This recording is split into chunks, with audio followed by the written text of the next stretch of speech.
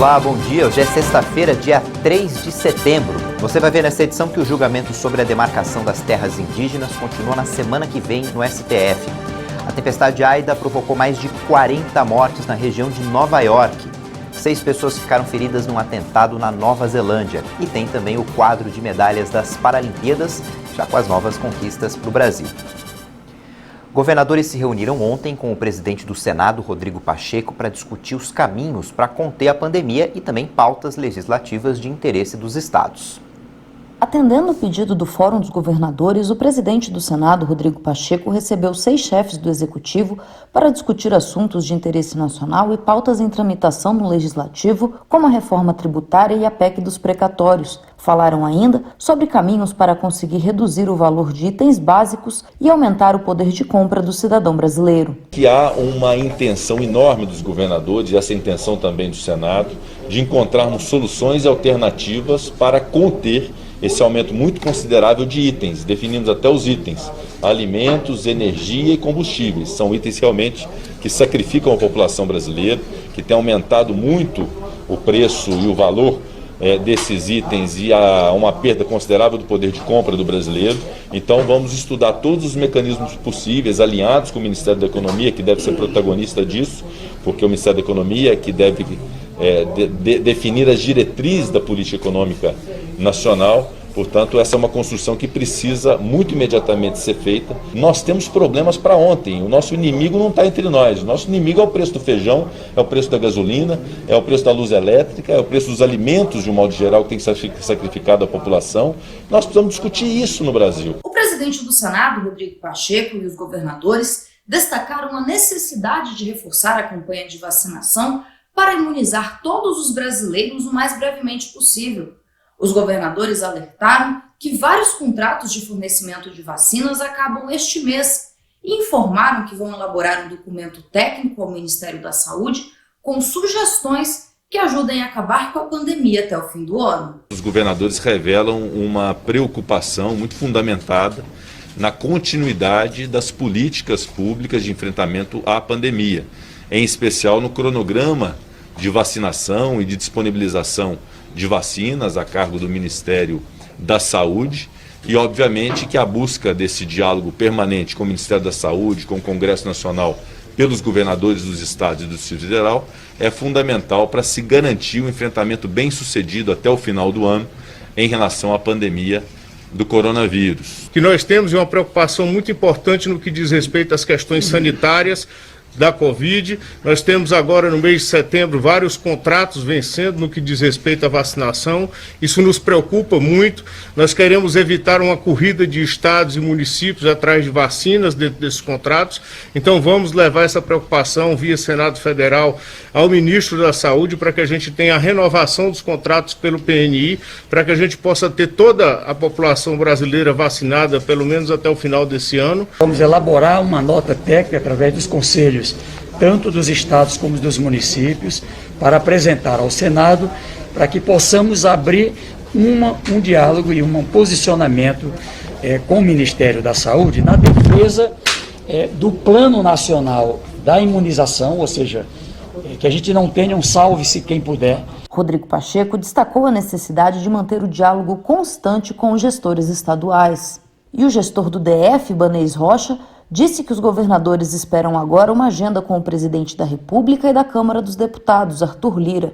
Esperamos agora para frente, assim como já pedimos também pauta com o presidente da Câmara, Arthur Lira, muitas coisas de interesse dos estados e muitas soluções correm na Câmara dos Deputados. Nós precisamos ter esse encontro com o presidente Arthur Lira, assim como pretendemos nos encontrar também com o presidente da República para mostrar esse espírito de unidade que existe dentro dos governadores de todo o Brasil. Rodrigo Pacheco falou também sobre as manifestações previstas para o 7 de setembro e afirmou que manifestações públicas fazem parte de um direito basilar democrático brasileiro. Manifestações é o que há de mais bonito na democracia, das pessoas poderem ter a liberdade de se manifestar. Isso é próprio da democracia.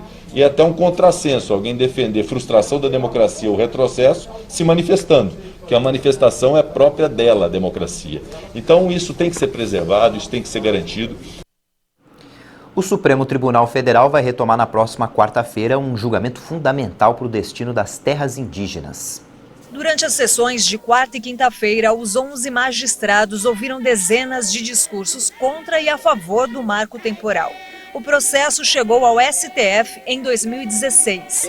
No julgamento, os magistrados analisam se é válido a tese do marco temporal, em que apenas terras ocupadas por indígenas na promulgação da Constituição de 1988 devem ser reconhecidas como terras ancestrais. Porque quanto mais adiar, mais conflito tem nas bases, nas regiões. Então é necessário que a gente consiga quanto antes essa votação, pelo desgaste, pelo cansaço que a gente está. Segundo dados do Instituto Socioambiental, que defende os direitos dos povos indígenas, o veredito, cuja data ainda é incerta, pode afetar mais de 200 terras em processo de demarcação. As autoridades de saúde disseram que a nova variante do coronavírus, detectada pela primeira vez na Colômbia, foi a causa da onda mais mortal da pandemia no país sul-americano. A diretora do Instituto Nacional de Saúde, Marcela Mercado, afirmou que a variante é predominante na Colômbia e manteve o terceiro pico. Em torno de 60% das mortes sequenciadas são dessa linhagem. Entre abril e junho deste ano, os casos e mortes alcançaram números recordes e levaram o sistema hospitalar colombiano à beira do colapso. A variante B.1.621, segundo a nomenclatura científica, foi classificada como variante de interesse pela Organização Mundial da Saúde e surgiu pela primeira vez na costa atlântica colombiana em janeiro. Mu foi identificada em mais de 43 países. Segundo a OMS, a nova linhagem apresenta mutações que poderiam representar um risco de resistência às vacinas, embora ainda seja preciso realizar estudos complementares. A Caixa Econômica Federal libera hoje para saques e transferências a quinta parcela do auxílio emergencial para nascidos no mês de março. A sexta parcela do auxílio vai ser paga para esse grupo no dia 23 de setembro. As inundações causadas pelas fortes chuvas vindas com o furacão e tempestade Aida deixaram pelo menos 41 mortos na região de Nova York, nos Estados Unidos. A tempestade transformou ruas em rios e levou ao fechamento do metrô na maior cidade dos Estados Unidos. Centenas de voos foram cancelados nos aeroportos da região, Newark, LaGuardia e JFK. As enchentes deixaram prejuízos por onde passaram. Não posso nem contar minhas perdas ainda. É daqui que tiro o alimento da minha família. Tenho 3 filhos lindos, uma esposa e um bom negócio. É tudo que eu queria na vida, era o meu sonho, e sinto que perdi tudo agora. O presidente dos Estados Unidos, Joe Biden, sinalizou que seu projeto de investimentos em infraestrutura vai deixar o país melhor preparado para enfrentar fenômenos como Aida. Quando o Congresso voltar este mês, vou pressionar por mais ações em torno do meu plano de infraestrutura, que vai fazer investimentos históricos, modernizar estradas, pontes, sistemas de água, esgoto e drenagem, redes elétricas e linhas de transmissão, e torná-los mais resistentes a essas supertempestades, incêndios florestais e inundações que vão acontecer com cada vez mais frequência e intensidade. O democrata vai visitar a Louisiana para avaliar os danos provocados pelo Aida, que atingiu o estado no último domingo, destruindo prédios e deixando mais de 1 milhão de lares sem energia. E você vai ver a seguir os dados da Covid no Brasil e vai ver também que 6 pessoas foram esfaqueadas num ataque terrorista na Nova Zelândia. Até já.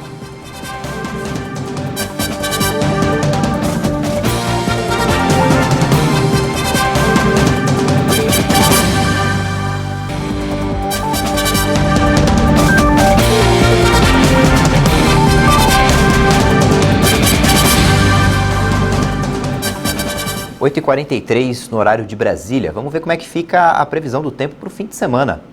Em Aracaju, capital do Sergipe, a máxima pode chegar hoje a 28 graus. No fim de semana, pode chegar, a temperatura se mantém estável, mas com mínima de 23 graus. Em Vitória, no Espírito Santo, a temperatura mínima hoje é de 19 graus.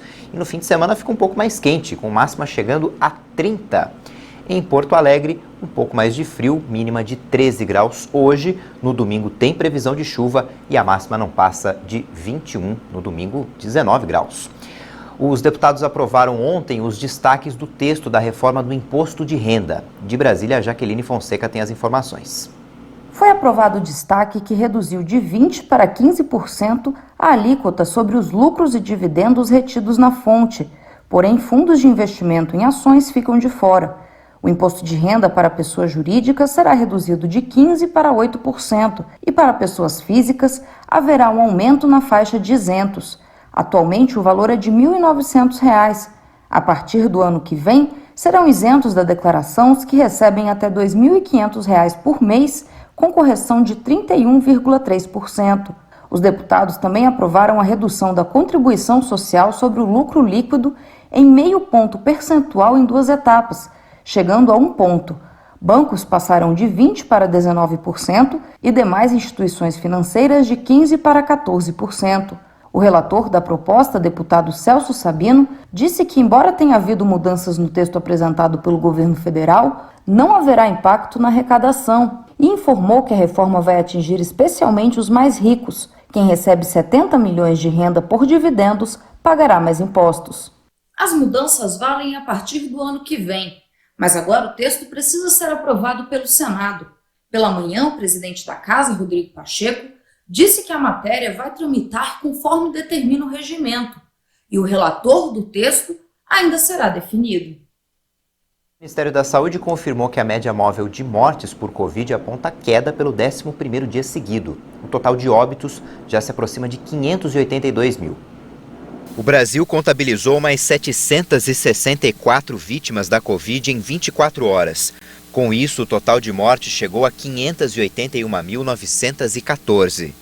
Também foram registrados 26.280 novos casos de coronavírus. Desde o início da pandemia, já são mais de 20.830.000 diagnósticos confirmados. A média de mortes caiu mais uma vez em 7 dias seguidos e é de 621 óbitos diários. Esse é o menor número desde 28 de dezembro de 2020, quando o indicador apontava 611 óbitos diários. A média móvel de novos casos está em 21.991 e também marca o menor registro desde 10 de novembro, quando chegou a 19.142 infecções por dia. Na avaliação da pandemia por regiões, somente 3 estados registraram alta nas mortes: Espírito Santo, Roraima e Sergipe. Em estabilidade estão 7 unidades da federação. 17 estados registram queda nos óbitos: Acre, Alagoas, Amapá, Amazonas, Ceará, Goiás, Mato Grosso do Sul, Minas Gerais, Pará, Paraná, Pernambuco, Piauí, Rio Grande do Norte, Rondônia, São Paulo e Tocantins. Mais de 198 milhões e 100 mil doses de vacinas contra a Covid foram aplicadas já no Brasil. Mais de 1.975.000 foram aplicadas de um dia para o outro. Segundo o levantamento do Ministério da Saúde e das Secretarias Estaduais de Saúde, já são mais de 133 milhões e 200 mil brasileiros que tomaram a primeira dose, 62% da população.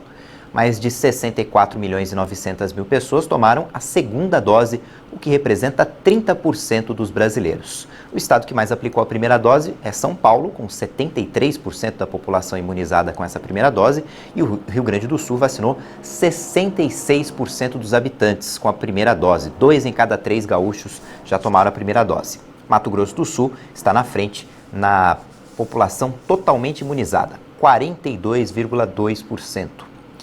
Morreu hoje de madrugada, aos 82 anos, o ator Sérgio Manberti. Ele estava internado em São Paulo tratando uma pneumonia, estava entubado. Segundo o filho do ator, ele teve falência múltipla dos órgãos. Manberti era conhecido pelo papel de Dr. Vitor na série infantil Castelo Rá-Tim-Bum. Sérgio Manberti deixa 3 filhos. Um terrorista ligado ao grupo Estado Islâmico esfaqueou 6 pessoas num supermercado em Auckland, na Nova Zelândia. 3 pessoas estão em estado grave. A primeira-ministra da Nova Zelândia informou que o homem foi morto pela polícia. The attack began at 2:40 p.m. and was undertaken by an individual. O ataque começou às 2h40 e foi realizado por um indivíduo que era uma ameaça conhecida para a Nova Zelândia. O indivíduo estava sob monitoramento constante pela equipe de vigilância policial e o grupo de táticas especiais que atiraram. Ele foi morto, segundo me contaram, no espaço de cerca de 60 segundos desde o início do ataque. I'm told the space of roughly 60 seconds of the attack starting. A primeira-ministra relatou que o homem, um cidadão do Sri Lanka que chegou à Nova Zelândia em 2011 e tinha seu nome incluído em uma lista de terroristas, entrou no supermercado e esfaqueou 6 pessoas. 3 vítimas estão em estado grave. A polícia acredita que o homem agiu sozinho e que não há mais risco para a comunidade. O pior ataque terrorista da Nova Zelândia ocorreu em uma mesquita de Christchurch, em março de 2019, quando um supremacista branco abriu fogo, matando 51 muçulmanos e ferindo outros 40. Dezenas de mulheres organizaram uma manifestação pelo direito de trabalhar sob o novo regime talibã. A mobilização ocorre no dia em que o movimento fundamentalista islâmico anunciou que está próximo de formar um novo governo no Afeganistão. Os direitos e as últimas conquistas das mulheres pelos quais trabalhamos e lutamos há mais de 20 anos não devem ser ignorados. Nossa exigência à comunidade internacional é que responda às nossas demandas. Que a voz de cada mulher e jovem afegão seja ouvida em todo o mundo.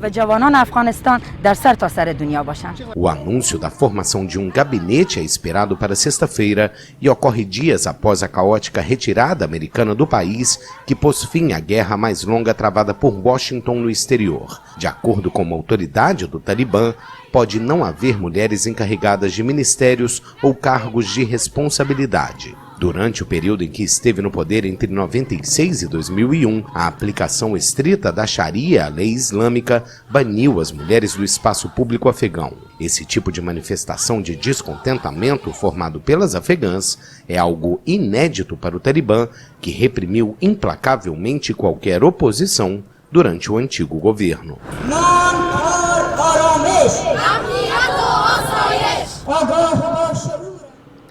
Pelo menos 65 combatentes morreram em confrontos entre as forças do governo e rebeldes na província de Marib, no norte do Iêmen. As forças pró-governo combatem posições Houthi depois que os rebeldes renovaram uma ofensiva em Marib, o último reduto do governo no norte do país, rico em petróleo. Os rebeldes, apoiados pelo Irã, atacaram posições pró-governo ao sul da cidade estratégica, progredindo apesar de perder dezenas de combatentes em ataques aéreos da coalizão. Na semana passada, mais de 100 combatentes morreram em Marib. A cidade é cenário de confrontos violentos desde fevereiro, quando os rebeldes iniciaram uma ofensiva nesta região rica em petróleo. Desde a tomada da capital Sana em 2014, que desencadeou a guerra no Iêmen, os rebeldes arrebataram o controle de grande parte do norte do país. Diante dos deslocamentos da população e do temor de agravamento da catástrofe humanitária, os pedidos internacionais por uma trégua foram intensificados. ONU e Estados Unidos lideram os esforços diplomáticos para tentar acabar com a guerra, que deixou milhares de mortos e provocou uma das piores crises humanitárias do mundo. Yoshihide Suga, o primeiro-ministro do Japão, anunciou que não vai buscar reeleição e pretende deixar o cargo depois de um ano de mandato. A decisão foi anunciada durante uma reunião de emergência de líderes do Partido Liberal Democrático. Suga informou que quer concentrar seus esforços em medidas contra a Covid-19. A decisão foi tomada também com base na aprovação do governo, que está em 31,8%, sendo uma das aprovações mais baixas. Suga, de 72 anos, sucedeu a Shinzo Abe, que renunciou em setembro de 2020 por motivos de saúde. O premier desistiu de tentar a reeleição como líder do PLD em uma votação marcada para 29 de setembro, um mês antes de quando devem ocorrer as eleições gerais. Espera-se que o partido permaneça no poder após o pleito. A Apple anunciou que vai fazer concessões aos desenvolvedores de aplicativos. A Apple vai permitir a inclusão em alguns aplicativos de um link para o site do desenvolvedor para que os usuários administrem sua conta e paguem no endereço da assinatura. Esta é uma grande mudança de atitude da empresa, pressionada pela concorrência. O grupo apresentou a alteração das regras da App Store, a plataforma de downloads de aplicativos, como uma solução para acabar com uma investigação da autoridade de concorrência japonesa. A partir do início de 2022, serviços de streaming, aplicativos de livros, jornais e outros meios de comunicação poderão assim escapar da comissão de 15% a 30% cobrada pela fabricante do iPhone. Os críticos chamam a taxa de imposto Apple. A mudança envolve as vendas de aplicativos na App Store e as compras de bens e serviços digitais dentro dos aplicativos. A Apple sempre defendeu o funcionamento em circuito fechado de sua loja de aplicativos como um recurso necessário para garantir a segurança das transações e também dos dados dos usuários, mas enfrenta processos de várias empresas e autoridades no mundo que acusam o grupo americano de abuso de posição dominante por impor a App Store como intermediária com os usuários. Agora a gente fala de futebol. Nas eliminatórias sul-americanas para a Copa do Mundo, a seleção brasileira venceu o Chile fora de casa por 1-0. O gol foi marcado pelo Everton Ribeiro aos 18 minutos do segundo tempo. Esse resultado mantém um aproveitamento de 100% do Brasil nas eliminatórias. 7 jogos, 7 vitórias. Os uruguaios, jogando fora de casa, saindo atrás do placar, conseguiram empatar com o Peru em 1-1. Atual campeã da Copa América, a Argentina venceu a Venezuela fora de casa por 3-1. Com esse resultado, a Argentina tem 15 pontos e está em segundo lugar, atrás só do Brasil. A Venezuela é a lanterna, com 4 pontos apenas. O Brasil conquistou mais uma medalha de prata nas Paralimpíadas, dessa vez na canoagem. O Luiz Carlos Cardoso terminou a prova com um tempo de 48 segundos e 31 milésimos. Vamos ver como é que está o quadro de medalhas das Paralimpíadas de Tóquio. A China lidera o ranking com 85 medalhas de ouro, 50 de prata, 45 de bronze, 180 no total. Em segundo lugar está a Grã-Bretanha, com 37 medalhas de ouro. Na terceira posição, o Comitê Paralímpico Russo, com 33, uma a mais do que os Estados Unidos, na quarta posição. O Brasil está na sétima colocação, com 19 de ouro, 14 de prata, 24 medalhas de bronze, 57 no total. Essa edição fica por aqui, mas no YouTube você pode rever nossas reportagens. E às 10 da manhã, no horário de Brasília, tem outras informações. Tchau, bom dia e boa sexta-feira.